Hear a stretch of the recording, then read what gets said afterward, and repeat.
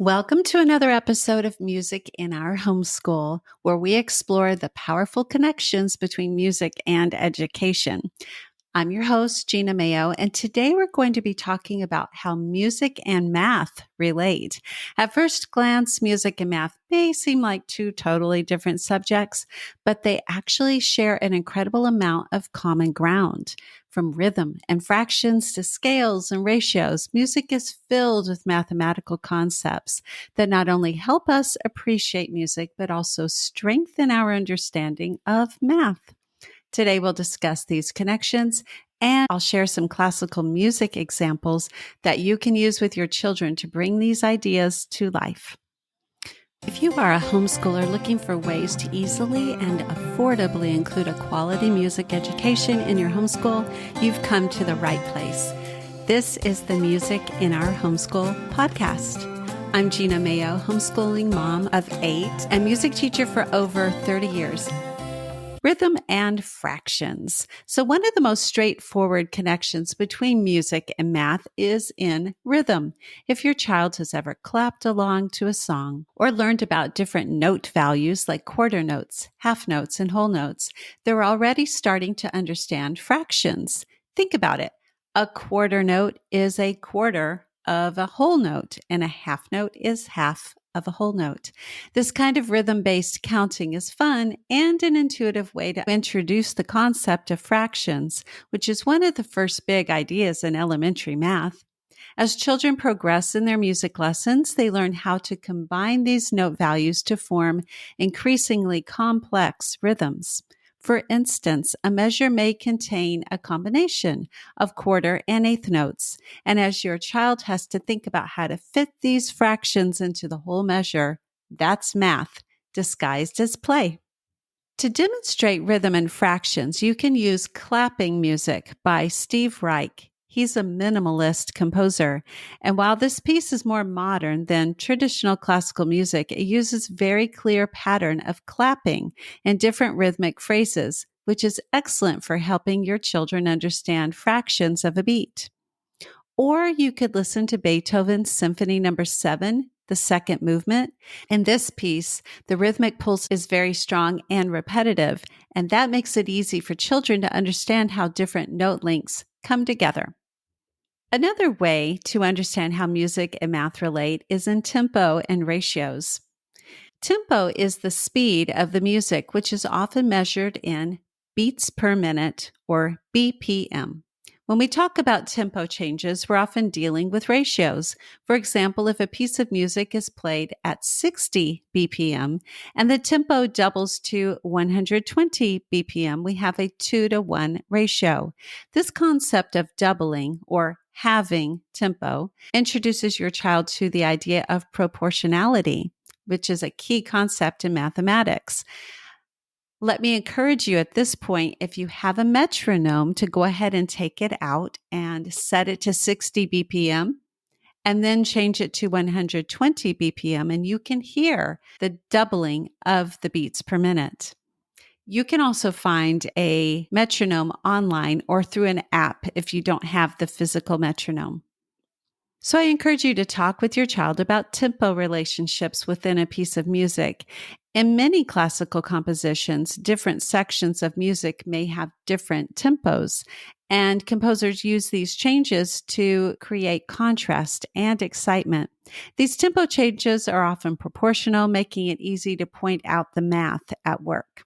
A wonderful piece to demonstrate tempo and ratios is Johann Sebastian Bach's Brandenburg Concerto No. 3, which has clear tempo markings for each movement. You can compare and contrast the different movements, especially the lively, quick, allegro tempo in the first movement and how much faster it feels than the slower movements. Another example for tempo is Maurice Ravel's Bolero. In this piece, the tempo remains steady, but as the orchestration becomes more complex, you can talk about how maintaining a constant tempo can still create a sense of growth and expansion in the music by what's happening with the instruments. All right, now let's move on to another mathematical concept in music, which is scales, intervals, and frequency ratios. This is where music and math really meet. A scale is a series of notes ordered by pitch, and the distance between two notes is called an interval. These intervals can be described mathematically through frequency ratios. One of the most well-known intervals is the octave. If you play one note on the piano, for example, and the same note an octave higher, counting up 8 notes on the keyboard, the frequency of the higher note is exactly double that of the lower note. That gives us a 2-to-1 ratio. But the mathematical structure of music goes even further. In the Western system, we divide an octave into 12 equally spaced notes, a concept rooted in a complex mathematical relationship. This idea has been explored since ancient times, with the Greek philosopher Pythagoras being one of the first to study how musical intervals relate to simple numerical ratios. His work led to the development of Pythagorean tuning, an early system of tuning instruments based on mathematical ratios. So to explore intervals and scales, try listening to Prelude and Fugue No. 1 in C major from Bach's The Well-Tempered Clavier. This piece is written in C major, one of the most straightforward scales. If you played a C major scale on the piano, it would be just the white keys. And you can easily hear the relationship between the different notes. Another excellent piece to listen to is Mozart's Eine kleine Nachtmusik, and you can hear the intervals between the notes in that melody. Finally, let's talk about Pythagoras and tuning systems. Speaking of Pythagoras, his exploration of musical tuning brings us to an important historical connection between music and math. Pythagoras discovered that musical intervals like the octave or the fifth or the fourth can be expressed in simple numerical ratios. This insight formed the foundation for many of the tuning systems used in Western music. The concept of tuning is a great way to introduce kids to the idea of ratios and proportions because it shows how math can affect something as everyday as the sound of an instrument.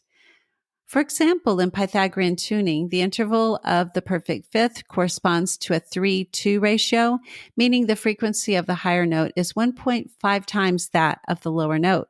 By using these ratios, musicians can tune their instruments to create harmonious sounds. This is a clear and practical example of math in action.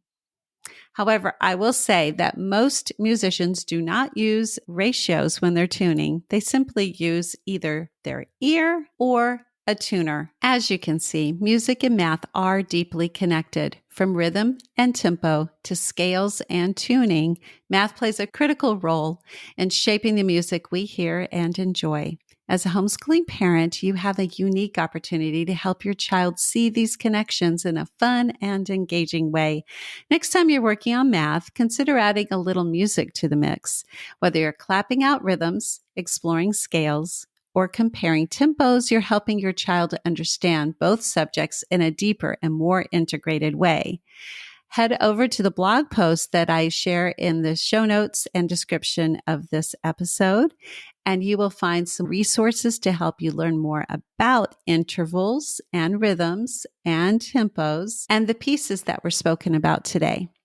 Thank you for tuning into this episode of Music in Our Homeschool. Be sure to subscribe and share this episode with other homeschooling families. And as always, keep the music alive.